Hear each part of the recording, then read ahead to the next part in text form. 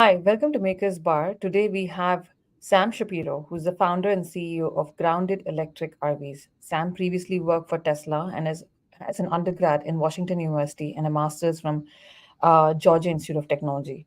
Welcome, Sam. I'm really excited to talk to you and learn a little bit about your journey and how you got started. And this seems like a very interesting company that you're building, and I'm really excited to hear everything uh, about your story. Great. Yeah. Great to meet you. And thanks for having me on the show. So, Sam, tell me a little bit about your early career. I know you previously worked for Tesla, but how did you get started in this space? Like, your college, your undergrad, what motivated you to build or get here or be a founder? And it's a very tough place to be a founder in, especially the space that you're in. It requires a lot of capital. So, to make this whole transition, what was your early career like? Yeah. I have I would say, pretty kind of untraditional background in a lot of ways. I started, in undergrad, I started in the engineering school, and then I ended up switching to the business school. So my undergrad degree is actually in marketing and entrepreneurship, not in engineering at all. Uh-huh. But I also learned to write software from a pretty young age. Um, my mom is an entrepreneur. She has a small business, kind of just a small advertising, 20-person company in Atlanta, where I'm from. So definitely was inspired by her growing up, entrepreneurially, and watching her, Yeah. kind of run that company. And so entrepreneurship was always something that was definitely top of mind. And in high school, I did kind of some entrepreneurship programs. I also ran like a little video production business where I edited videos Uh, for people when I wow. was when I was like 13 or 14. I was doing that. Uh-huh. So always have been pretty entrepreneurial, always have been interested in technology. Had not always been interested in RVs. Actually, that came up a lot later. Uh-huh. Um, when I graduated college, I worked in advertising, and I worked for a creative agency, and I made TV commercials and branding campaigns. So not Uh-huh. even really technology stuff. We had a lot of tech clients. Uh-huh. Um, Eventually decided I wanted to move more into tech, and so I got a job as a kind of half software engineer, half product manager for an ad tech company. So it was sort Mhm. of the natural next step. And I basically was building new product lines for the company. Mhm. It was called Triple Lift. They ended up getting acquired by a private equity firm in 2021 for Mm. $1.4 billion. And they had sort of already had a cash cow when I started, and my job was to build new product lines for the Yeah. company. So we did some cool things there. And then I was really looking for something pretty different, and it was actually SpaceX, not Tesla. And I had an opportunity to go over there and write software for Starlink in Seattle. So I took that, and I did that for about a year, and that was really, really different than anything I had ever done, because that was Mhm. definitely the most sort of like hardcore software engineering that I had ever done or ever been exposed to. Yeah. Uh, and so that was a real learning curve. And then, I guess, backing up a little bit, when COVID had happened, I was Yes. living in New York City Yeah. and wanted to kind of, you know, not be stuck in an apartment for, Yeah. an indefinite amount of time. And so I ended up building a camper van and traveling around the country and living in the van full Okay. time and working out of the van full time. And I did that for several months, and I went all over the country. And that was really my first ever exposure to anything relating to RVs or camper vans, and Yeah. really ignited kind of my passion for that. So how did you just decide that? Like, I'm curious because isn't, I mean, did you like just get that thought out of the blue or just it felt like, I mean, it is not natural, I would say. Yeah, so what happened was, COVID had happened. I was living in New York. I kind of went back to Atlanta to hang out with my parents and kind of Uh-huh. be in their bubble for a while. No Yeah. one really knew what was happening, and then um, my girlfriend at the time, did kind of the same thing, and basically eventually we were sort of like, oh, we need to kind of get out and go do something, and we were wanting to travel, but you couldn't get on a plane, and it didn't really make sense to go into cities, and we always liked camping, and so the first thing we did was we actually went on like a 3 week kind of half camping half work trip into the Smoky Mountains, and that was Yeah. amazing. But we were like, we had this sedan with us, and it was like, you know, everything thrown in the back, and then we both work a lot, so we're like sitting in the driver's seat and the passenger seat with our laptops in our laps, working Uh-huh. late at night, and that wasn't very comfortable. And then, make camp somewhere, and then tear it all down and go somewhere else and make camp again.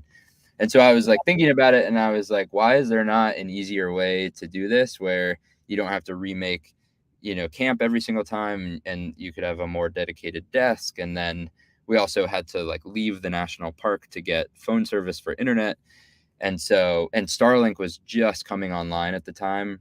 And that's Yeah. actually how I ended up going to Starlink first, right Yeah. after that. So Yeah. sort of like me going to Starlink and then me starting an electric camper van company, both kind of were born out of this experience. Yeah. Uh, Yeah. but yeah, basically was thinking about all that and was like, there's got to be a better way. And my first thought was an RV, and I started looking at RVs, and then it was like, man, these things are so expensive, Yeah. not just to rent or to buy, but then all the gas that you spend, right? So ended up going down the camper van route, kind of discovered this whole DIY world of people outfitting these vans. Uh-huh. Um, and so ended up, and I didn't have any woodworking background. I didn't really have any electrical engineering background, but just kind of took it on as a project and Yeah. learned, and ended up building it over about a month. Yeah, I feel like you are adventurous by nature, so I think that's where it all started. And actually, Sam, I've never met anybody else who's all their dots connected. Like the way you told your story, like everything was in pieces. Like you learned programming in high school, and then you went and got some computer science degree eventually, and then you said, okay, I'm going to camp, and then you build this, and then finally you have this company, right? So it was like these small things that you do. And I think Steve Jobs once said that in his famous Stanford speech. There's small things that really doesn't make sense at that moment why you're doing this, but then eventually like all these dots connect. And in your case, I think those dots are perfectly connected and well aligned, I would say. And Well, anyways, I'll say something else about that, which is that, yeah, um, especially the last, 3 years, ever since 4 years, ever since I decided to build that camper van. I mean, really, ever since COVID happened, yeah, a lot of those decisions that I ended up making, building the van, living in the van full time for months, quitting my job, and ultimately, moving across the country to go work at SpaceX, and then quitting that job and starting a company. Like a lot of these things, uh, they weren't easy decisions to make, and I kind of just took the philosophy of just sort of following how I felt, these things your felt, intuition. Yeah, yeah, but yeah, but none of it like felt obvious necessarily, or planned out even. yeah, yeah. Yeah. So So even like Makers is highly an intuitive project, I would say for me yeah, personally. Like I started it because I wanted to do a PR exercise. I'm being very honest, and then eventually I felt like as we were like interviewing people and giving voices, I realized that we creating leaders. And I went on a trip to India early this year, and I completely changed and said creating a million leaders, and this is what I'm going to focus on for the next 30 years with respect to Makers.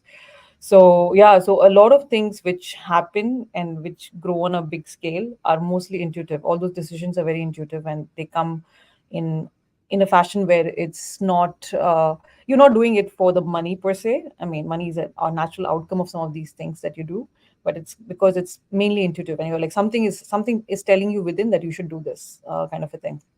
I remember earlier this year I was talking to a good friend of mine, and he told me, "Akshar, what are you trying to do? I don't understand. Like, what does this mean?"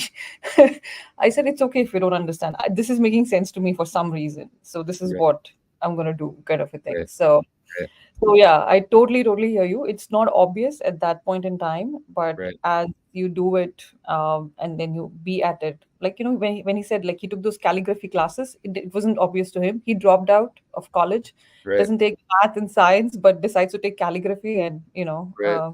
history. And it became relevant. Yeah.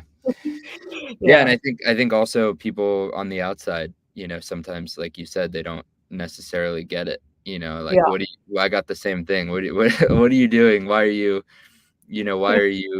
building this van? Why are you're crazy, you're living out of a van? Or honestly, yeah, even when I went to SpaceX, a lot of people yeah, I mean, I actually took a huge pay cut, believe it or not, to go to SpaceX.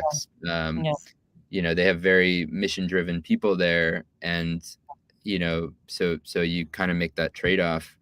But again, it just kind of felt like the right thing. Like I value yeah. those experiences more. So Yeah, I totally, totally understand. And I can see you've done this you've had a very similar journey like mine. And I've had my fair set of naysayers, fair set of people calling me all kinds of names. So I don't care at this point anymore. So, anyway, tell me, I know what your company does, just for audiences. Tell exactly what your company does. And I mean, what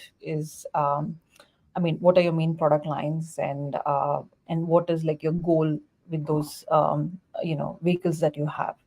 yeah.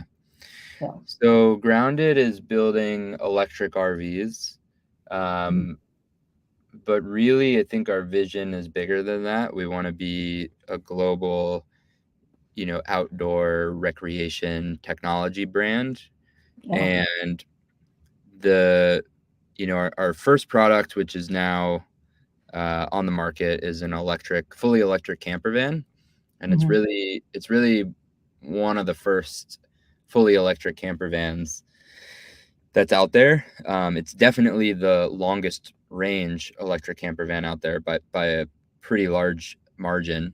250 miles of EPA range, and actually, we just took it on a 1,500-mile road trip around the state of Michigan last week, and we got up to, I think we got just about 300 miles on a single charge when we went um, Yes. up into the Upper Peninsula of Michigan, and there are no chargers between the Mackinac Bridge when you cross into the UP all the Oh, way to Marquette, which is about 200 miles. And so the first time that we sort of crossed that bridge, we were like, wow, we're really doing this. We're hoping that the range is what we're advertising, and like I said, it exceeded it, so that was great. yeah. Um, but yeah, so electric outdoor tech and electric camper vans is the first product. We are planning an electric towable RV trailer for Hmm. next year that you can tow with a truck, or even an SUV. Uh, Hmm. and we also have some kind of accessory Yeah. line products planned as well that we haven't really announced or anything like that yet, but Yeah. yeah, we have some plans. Yeah. So a good friend of mine, he actually runs. I went to business school with him. He runs he's a CFO, I think, or a CEO. I don't remember exactly his title. He was in Makers Bar as well. He runs this company called EVCS, and they are putting charging stations across at least California at this point. And I know there are many more companies, very commoditized at this point. But I think the more companies, the better, where they have charging stations across the US. I would say. So okay, Yeah. so tell me, I mean, you told this amazing, beautiful story, which is like really like wow. I mean, every entrepreneur, I feel like every person should hear this story because this is what life is about. If you've read Paulo Coelho's book, where he goes through this journey and then he finally figures his life out, right? So as you transition from building an RV to a real company, right? How did you kind of say, okay, at this point, this is going to be a company, a real company, and what challenges you face, because it's a different thing to hack in your garage and then build something and then make it into a company. It's a whole different. These are two different things, right? So how do you do that, and what challenges you faced? Well, I want to come back to that actually because that's kind of an interesting thing that you just said about the difference of hacking in a garage versus building a company. I think I have kind of a lot of thoughts on that. Maybe they shouldn't be so different in the early days of the company, Yeah. um, but yeah, I mean, I left SpaceX and I took some time and I went back to my roots and I went and lived out of a van again for a little bit. I did that for yeah another month or two, and then and I knew I wanted to start a company. Like I said, I had thought about it for a long time, and by this point, it just felt like the right time to start a company. And I was really interested in sustainability, climate tech, you know, solar energy, and of course, you know, had a personal passion for these camper vans and Yeah. outdoor recreation.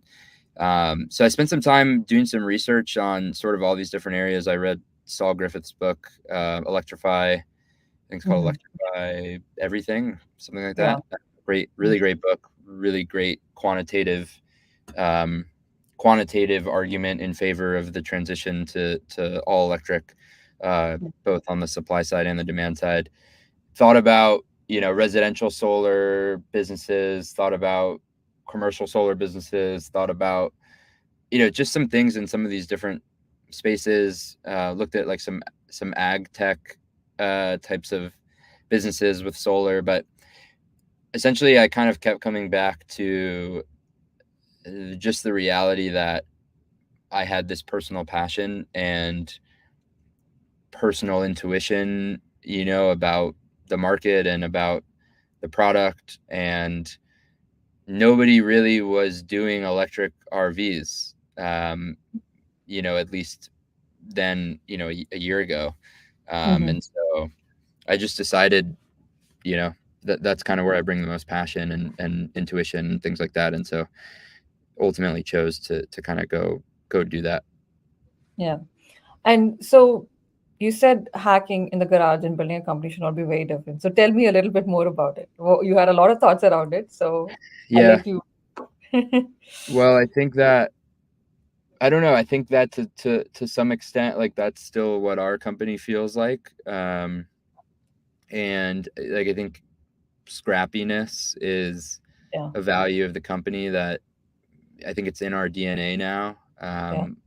For better or for worse, like we were not one of these companies that, you know, went out and raised, you know, tens of millions of dollars right away. Um, and you know, part of that maybe is about timing and the macroeconomic environment changing over the last Yeah. 18 months. Um, but you know, yeah, we've been really scrappy and we've tried to do a lot with a small team. And I think that um, it's it's one of those things where like the more money that you have, the more money that you spend, and the more money that you spend, the more money that you kind of corner yourself into committing to continue to spend. And Yeah.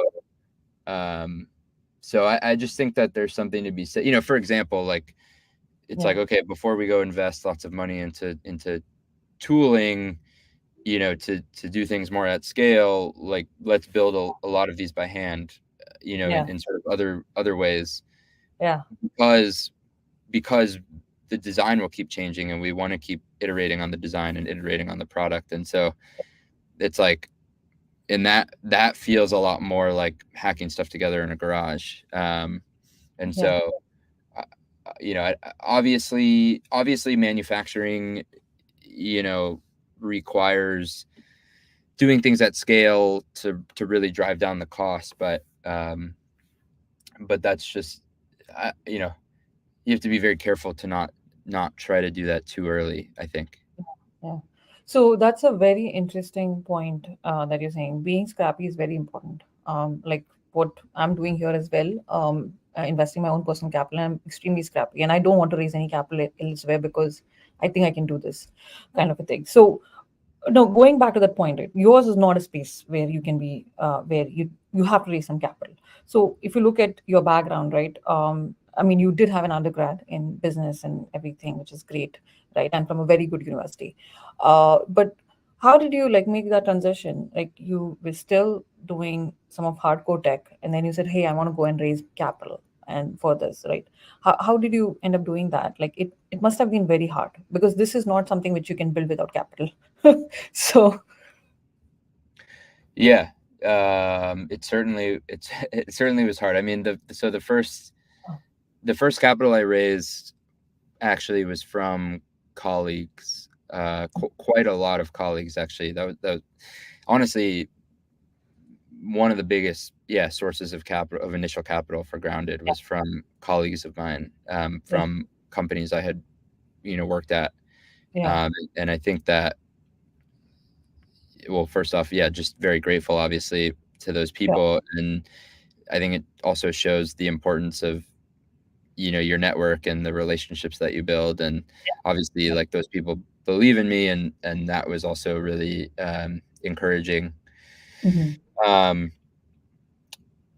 and yeah, yeah, it's definitely something that you need capital for. But again, to date, we've raised, uh, I don't see why I shouldn't say this on a podcast. To date, we've raised less than $1 million still in capital, and with that Yeah. money, we shipped, multiple six-figure products to customers. And there's plenty of companies who raise more money than that, you know who never get to the point of shipping products to customers. So I think, again, that's just kind of what I mean when I'm talking about scrappiness, and trying to do a lot with a little. And you can always like, the opportunity to invest in tooling and in, ways of scaling manufacturing will always be there. But if you try to do it too early, at the end of the day, like, oxygen money is oxygen for a startup. Yeah. And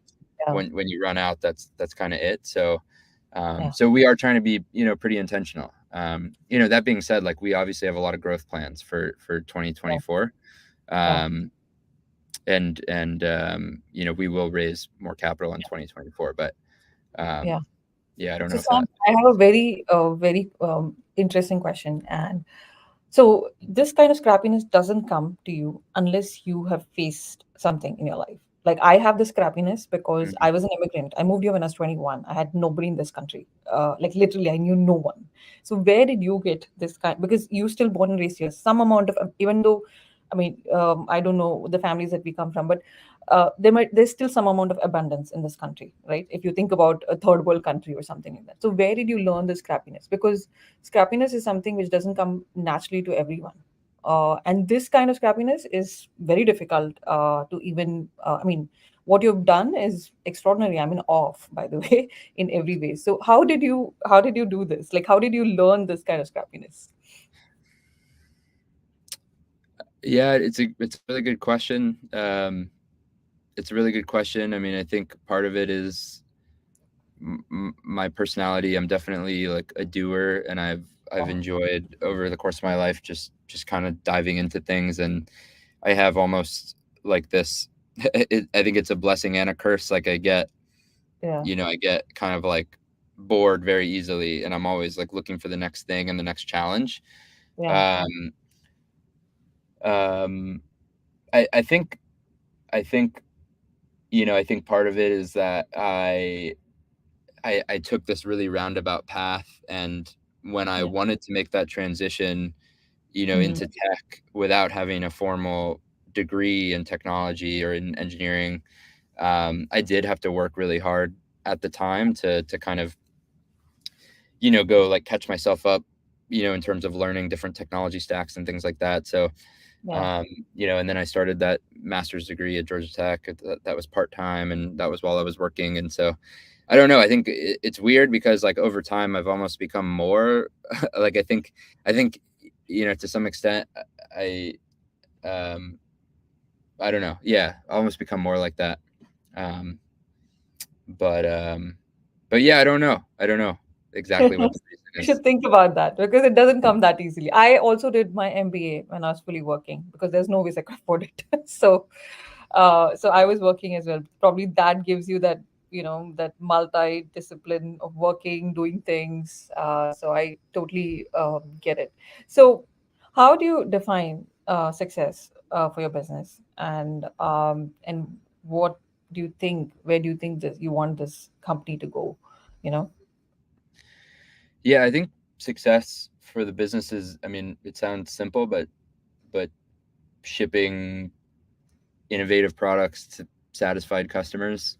Um, we recently launched the G2 publicly, and I mean, it was very satisfying to see the response to that, and to have all these people, like so many people, reach out to us and email us and put down deposits, and you know everything from obviously people who want to buy one, even to people who reach out and say, I can't afford this, but I think it's amazing what you guys are doing, Yeah, or I'm not ready yet, but I will be, eventually. And, but just people saying that they think what we're doing is so cool, and that people reaching out and saying that they've been waiting for something like this to exist, and people saying, um, that they're just happy to see someone in the world doing it, and it took too long, and all that kind of stuff, I yeah, think was a really good um, reminder, and sort of like re-upping of the inspiration and motivation for the team. And actually on Slack, we have I have kind of this this bot channel thing set up where it's like an inbound channel, and so every time anyone reaches out to us in any, whether it's the messenger bot on our website or the info at Grounded RV's email, it all kind of funnels into this, and it posts in Slack. And so, and I give my team obviously full visibility into that, so everybody can kind of see the stuff yeah, that's coming in, and a lot of it is really positive. And so I think that that's really encouraging to everyone on the team to see. yeah. And I think, Sam, I mean, after talking to you for, I mean, however long, right, I feel like there are very few founders like you.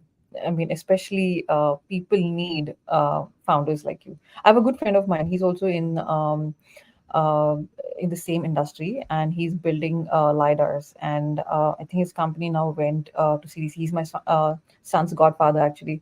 And he told me, I was talking to him, and then he tells me everything every time they raise money, and we're very, very good friends. And he told me that, I said, hey, you had your Series B, did you like make some money? And then he said, no, Akshata, I don't want to make any money. I'm happy with the house that I live, and I'm happy doing that. All I just want is my company to succeed.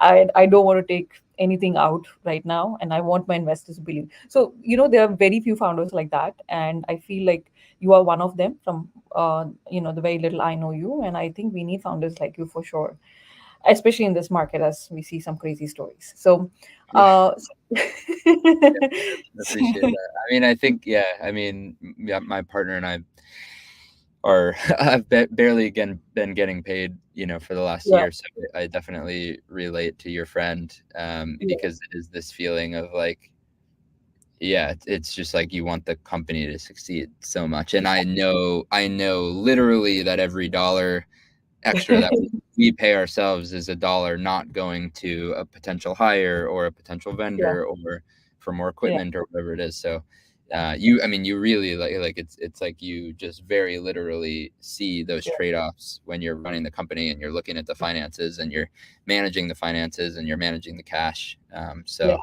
yeah, that's super real for sure. And I think also like people get caught up in or at least it seems, admittedly, I don't have a ton of experience with it, but it seems like some people get caught up in the whole venture capital, yeah. kind of cycle and game almost, Yeah.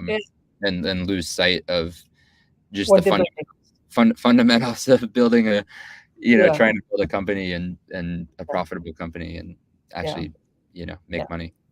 So last year, a good friend of mine who knew me for a long time, and he offered to. He said, like, you get some numbers on makers, and then you raise. I'll and he was setting up a family office, and I'll give you some money for makers. And now I don't want to take any money. I'm like, no, I don't want to do this. I can fund this myself. I was motivated by it. I will be very honest. And but then I thought about it and I said, like, why do I need to do it? Really, other than giving it a valuation, there's nothing else I need it for. So I don't need it. Need Yeah. it. Yeah. And I am happy, like doing this for the rest of my. And I've opened it up to other people. If you want to do a podcast, go for it. You want to have a public profile, I've opened it up to other people. People ask me all kinds of questions, and I'm like, no, that doesn't, that doesn't motivate me. This is what motivates me, and I want to build it like a brand, and I want to create and raise leaders, as many leaders as possible before I'm not on this planet. So that's kind of my goal. So yeah, it's very easy to lose sight.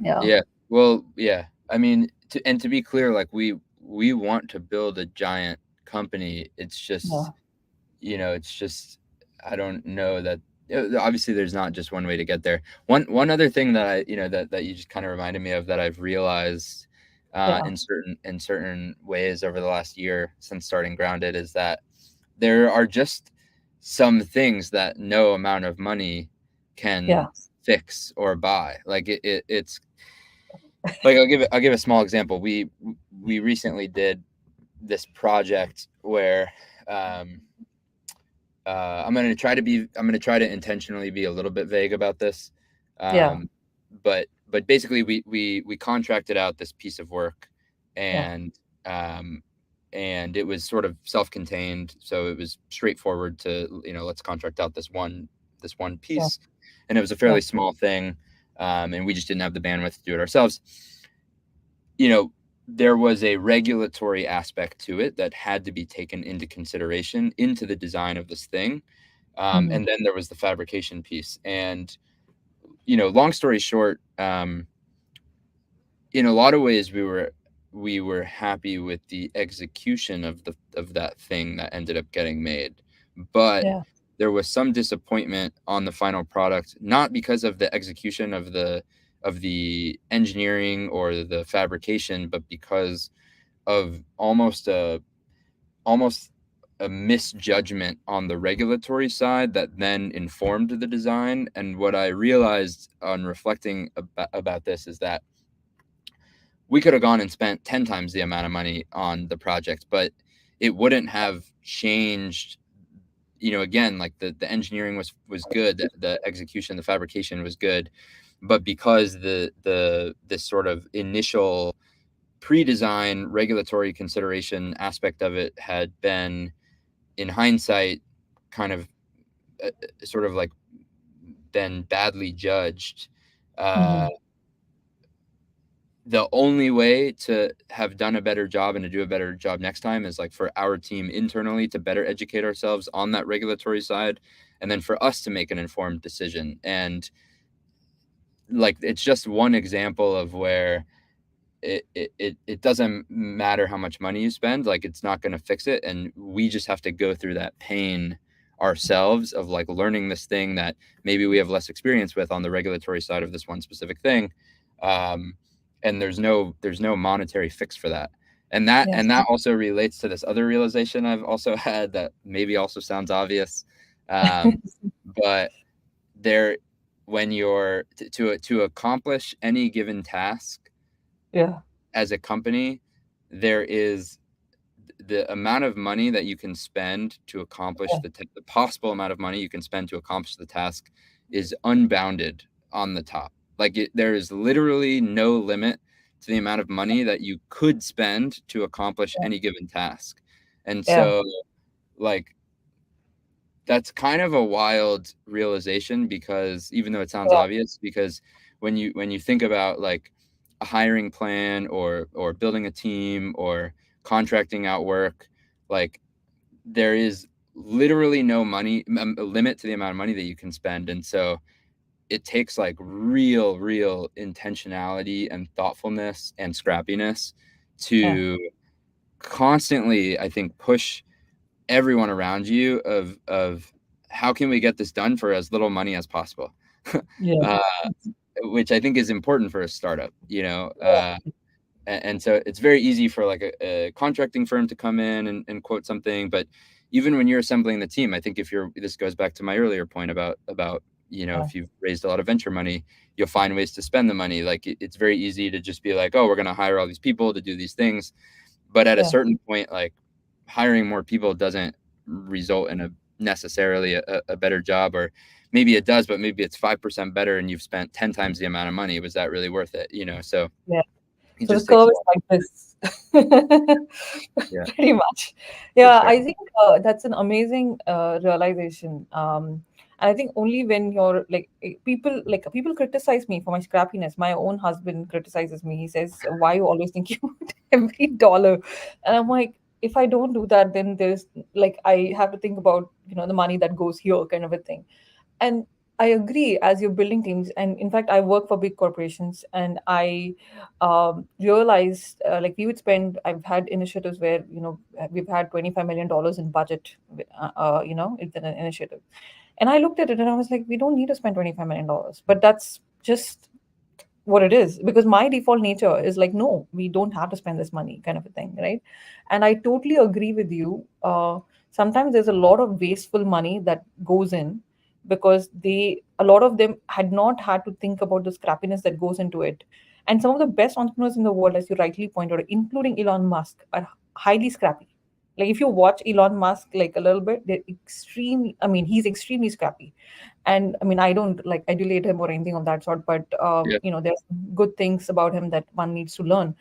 And I totally hear you. You can spend, and there is the curve is always like this. There's only so much money you can throw, and then it doesn't make sense after a certain point, kind of a thing. So I yeah, totally hear you. So I'm sure you've like most entrepreneurs that I've met have had roundabout like path till they got there, right? Like I said, somehow the dot always connects, and then you take a calligraphy class, right? So you build must a have had van. build a van, exactly. You must have had a lot of doubts, and you must have felt like like adversity and doubt is very common. I feel that all the time. Even now, I'm like older, more capable, but I still feel doubt all the time. So how do you kind of handle that? And it's more when you are younger, uh, but there is a way. I mean, I feel like you're very grounded, but I'm just like your company, but just curious, like how do you kind of handle it? You know? Yeah, yeah. I mean, well, sometimes I see, um, sometimes I see other entrepreneurs, or I listen to them on a podcast like this, and there's so much confidence that, and certainty, I guess, of Yeah, or at least talk of certainty of the vision and of exactly where everything is going and exactly what the plan is and exactly how we're going to get there. And I think, yeah, like, I think that's awesome. I mean, I guess if you have that level of certainty about everything, way, way, way in advance. But at least for me, I think there's a lot, like, I'm a very like operational, let's execute, let's constantly optimize, let's constantly reassess type of person. And yeah, so there's a little bit of me, like, obviously you need a plan, you need a business plan, you need an operational plan, you need you need a pro forma, all that stuff. And of course we have all that. And of course we have a plan, but the plan's changed multiple times in the last year, right? yeah, Like certain aspects of the plan. And so I think that, like, I think that's important. I mean, I think, like one way to kind of phrase what I'm talking about is how Y Combinator talks about it, where it's like you just have to listen to the customers. And if and you have to constantly be asking questions and constantly be taking that feedback and be very open to that feedback. And even if that feedback contradicts what your vision was or what your plan was, you sort of, you have to listen to it. And so, and I think it's customer feedback, it's market feedback, it's learning about the manufacturing process, and all these things, that you just, at least for me, I'm constantly reassessing and constantly reevaluating and constantly questioning everything, basically.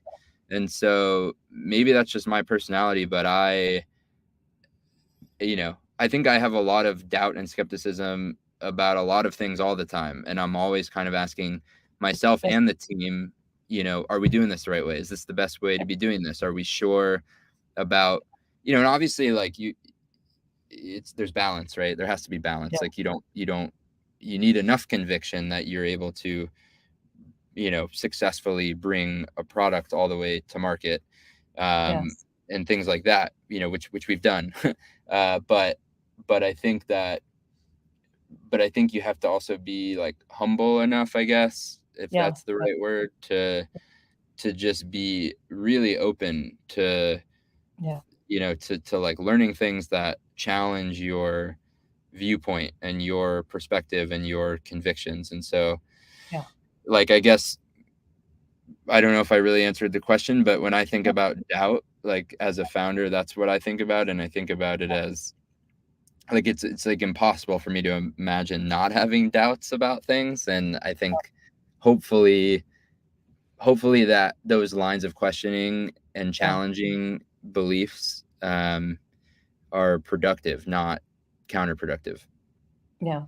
So I think there are very few people, or rather maybe one or two people, who knew what product they need to give their customers, and their customers don't know that they need it, but they need it. And I think one is Apple products that we use everywhere, right? Which is Sure. Yeah. extremely, but rest of the product development happens only with iteration. And I feel like what you said was perfectly on. I mean, I've never been on a project where we've not iterated. Literally never in my entire life. Okay. And I think there was something that you said which is very interesting, which is like being grounded, right? I think uh, it's very hard to be grounded, and like like I think that is one of the qualities a person should have, because a pride can actually make you not see what this make you not take opinions of people, right? Yeah. And retrospection, like you're always thinking. And I feel like people who have plans, grandeur plans, great, but they might not always work out, but they're very good storytellers, better Yeah. story for sure. Like they Yep. know if the plan doesn't work out, then they craft another story, and it's there in 10 media outlets. Yes. Yes. That's true. That's very true. Yeah. So, anyways, um, how do you approach risk? Uh, I mean, as you're building this RV and as you're shipping products, Mm. and I know this that's something which you need to probably deeply think about, right? Risk in your business. So, how do you do that? Yeah. Um, yeah, it's a good question. I think, like, innately I'm a very risk uh I enjoy taking risks Yeah. increasingly over the last few years, like I mentioned. Um, I think to some extent I try to rein in some of my risk appetite for the company, because just as a startup, there's so much inherent risk. And um, you sort of have to be really careful. I mean, it just goes back to what we've been talking about, like, if you run out of money, that's kind of the end of the game. And so I think you have to be really careful about um, about risk with a startup. And and there's different types, obviously, like things like debt is a type of risk, obviously, or Hmm. or trying to build two products at the same time, or um, things like that. That it's not like there's a right or wrong answer. It's not like never take any debt, but you just have to be really thoughtful, I think, about those things. And I think try to, as you said, ground everything in actual data and actual customer feedback. I think Yeah. I think that's a big way to reduce market risk, obviously. Yeah. um, and again, I mean, one big way that we at Grounded try to reduce risk um, especially on the manufacturing side, is all the ways I've been talking about, where we're taking a very iterative approach to product development. So Yeah. rather than investing an enormous amount of money upfront to, build 1,000 of these things right away, we started off much more slowly and more Yeah. iteratively, so that it's like, hey, build a couple of these, ship them, and start getting customer feedback on them as Yeah. quickly as possible, and ship as quickly as possible. Like, I think there definitely, was and continues to be temptation to, um, spend a lot longer in design mode. Yeah. And I'm not saying that, like, the way that we did this is the right way or the perfect way, but I can definitely tell you that the way that we've done this has reduced kind of the risk of spending so long and so much money designing something that you're trying to get to be perfect, and then releasing it, and maybe it doesn't have the reception you want, and now you've spent so much time and money doing Yeah. that, and it's hard to kind of wind that back. And so one big way we've tried to reduce that risk is, let's get something into people's hands as fast as possible, and then Yeah. we start getting feedback on that right away. We get the learnings of what it was like to design and build that first version of it very quickly. Now we can go iterate on that. um, Again, I think actual customer feedback, especially on like an actual physical product, is sort of invaluable for a hardware Yeah. company. So yeah, that's one way. Yeah. So, so tell me if there was a book or a mentor that has like deeply kind of influenced you. um, yeah, well, one book that comes to mind, uh, that I really appreciated a lot, was The Black Swan by, Yeah. Nicholas Nassim Taleb. um, Yes. Very relevant for manufacturing, obviously, um, but I don't know what was like really interesting to me about that book, and about his kind of central argument about black swan events is, Yeah. I mean, it's all about risk, right? It's all Yeah. about, like, um, it's about, this sort of like almost non-intuitive, Yeah. nature to probability theory, and how to think about, like, bounded and unbounded risk and reward. And so, like, you know for example, like making an investment into a startup, making a small investment into a startup, maybe you have some like bounded downside risk, like the maximum amount of money you could Yeah. lose would be the investment dollars, but the potential upside reward is unbounded theoretically. You could end up with a Tesla on your hands, and that's a possibility. Yeah. Um, so yeah, I don't know. I definitely kind of changed my perspective on how I thought about some things, like quantitatively and probability wise, after I read that book.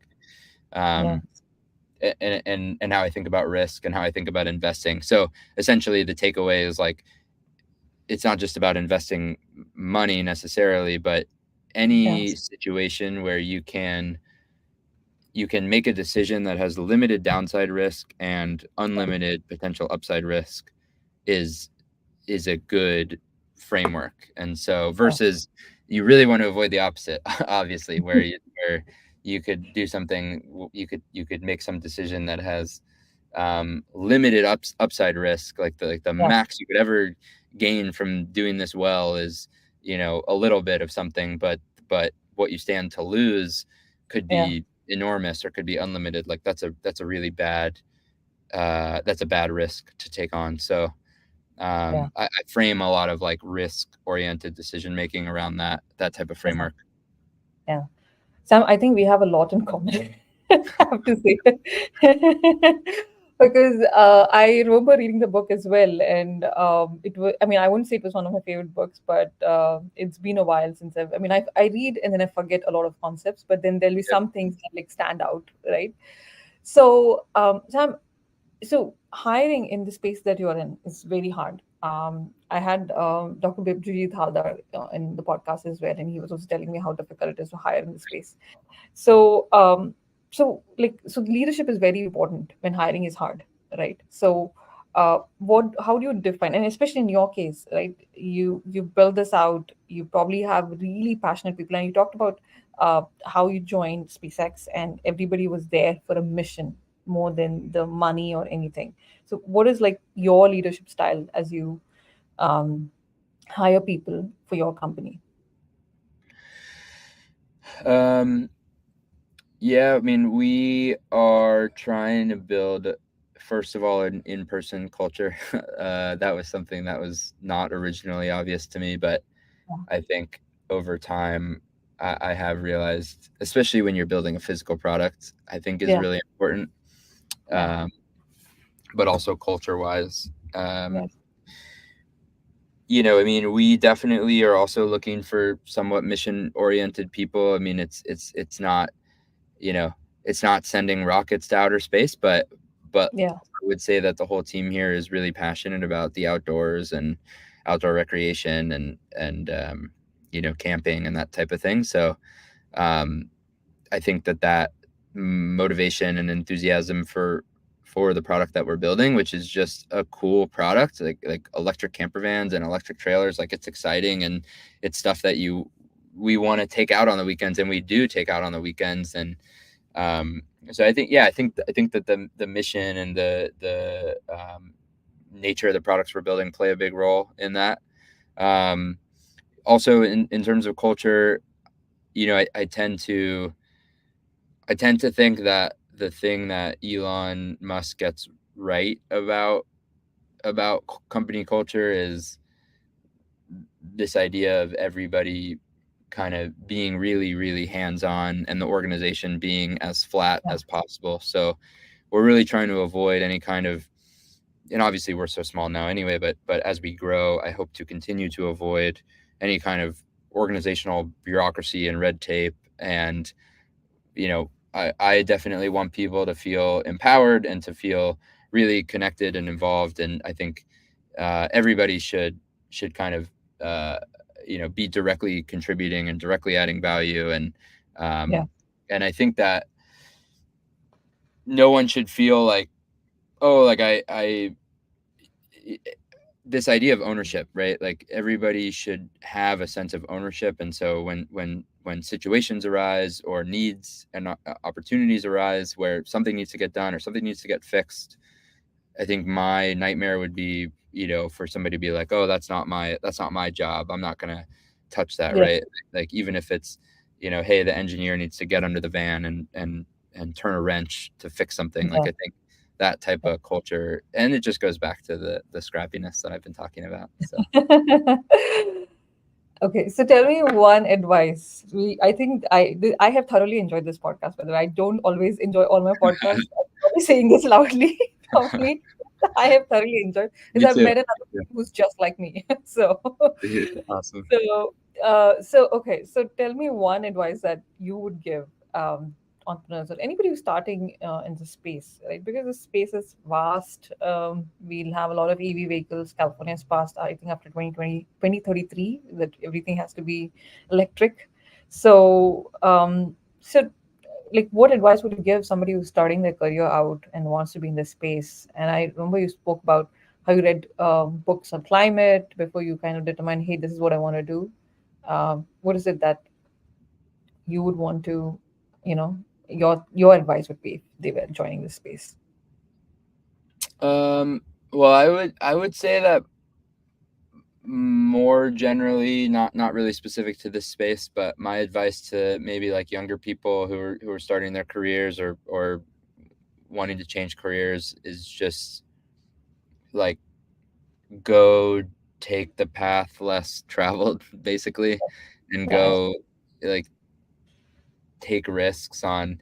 I mean, again, I can apply the framework I was just talking about, right? Like if you go, if you, you take kind of well trotted career path A, the upside potential is very known and Yeah. probably limited to something. Maybe it's a high amount or a moderately high amount, but Yeah. it's sort of a capped known upside Yeah. versus maybe going and doing that thing that's a little bit more out there or off the beaten path. Maybe it's going and working for a startup. Yeah. you know the potential upside, it's the calligraphy class, it's the 2002 Tesla, right? Whatever it is, like the Yeah. potential upside there, you don't really know, and it could be unbounded. And the downside is, after 6 months you realize it's not working out, and then you could go back to that like career path Yeah. A you went to. Yeah. Yeah. This was really amazing. I thoroughly enjoyed chatting with you. And if you're ever in the Bay Area or if I'm in the Michigan area, I'll definitely come and hang out with you. Yeah, So we'd love to have you in Detroit for sure. thank you for coming, and thank you again for going through this whole journey. And this was definitely a very different experience for me because I've rarely met hardware companies who have bootstrapped to like the level that you have, and then you have figured out how to ship a product, as you rightly put it, right? So it's amazing. So actually, I like your friend also a lot. He's a very nice guy too, and he told me, "Oh, we both are really good friends, and you should interview him as well." And I'm like, "Yeah, sure." So, Awesome. Awesome. yeah. Yeah. Anyways, all right, perfect. Yeah. Thank you so much. Yeah. Yeah, this has been great. Yeah, really appreciate you having me on the podcast, and great talking with you Yeah, too. yeah. No, this was my pleasure bringing your story and like just talking about this. And I learned quite a bit as well from you. And every time I do a podcast, the best thing about it is I learn a lot from the person who's sitting on the opposite side. And that's just one of the greatest way to learn, I feel, from other people because you're learning from their mistakes, right? So, or their experiences, not just mistakes, the experiences as well. So, yeah. Absolutely. And yeah.